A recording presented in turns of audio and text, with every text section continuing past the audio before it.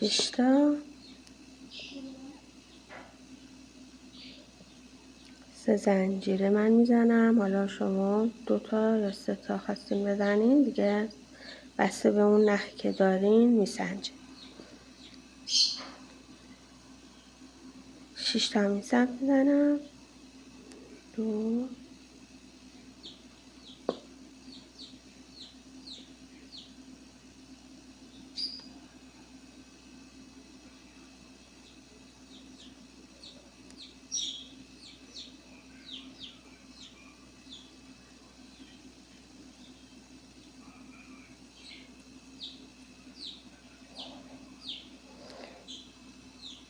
و همینطور برای خطای قبلی برای این گلبرگ توضیح دادم.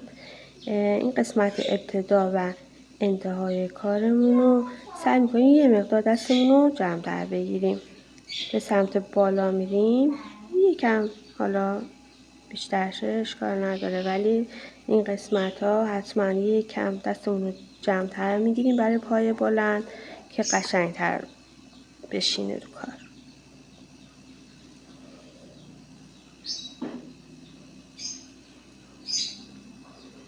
خب 1 زنجیره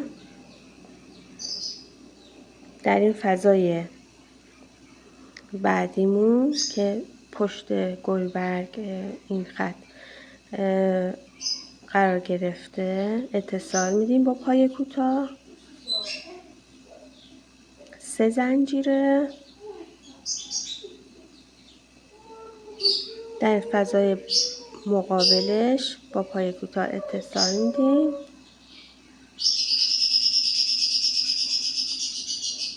1 زنجیره دوباره تکرار همین.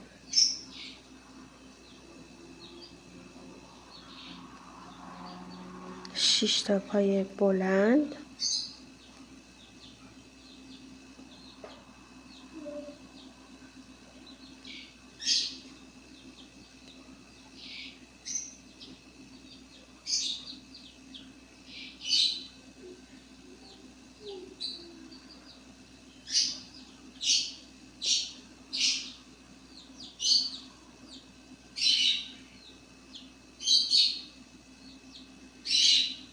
تا رو بافتم.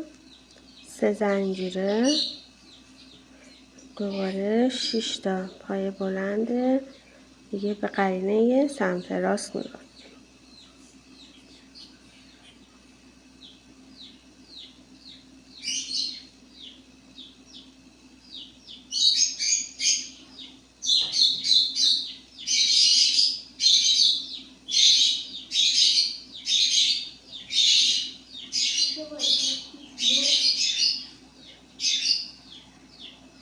خب 6 تا بافتم. 1 زنجیره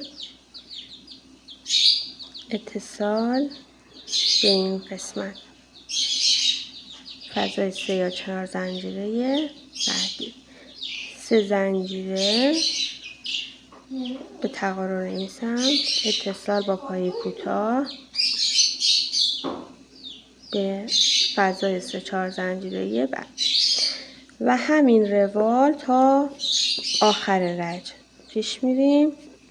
اینجا ببینین پایه‌ای تشکیل شد برای درست کردن گلبرگ‌های بعدیمون، رج بعدیمون مثل این گلبرگا. من کار تا آخر رج همینطوری پیش میریم. کار رو تکمیل میکنم و برمیگردم با ادامه آموزش.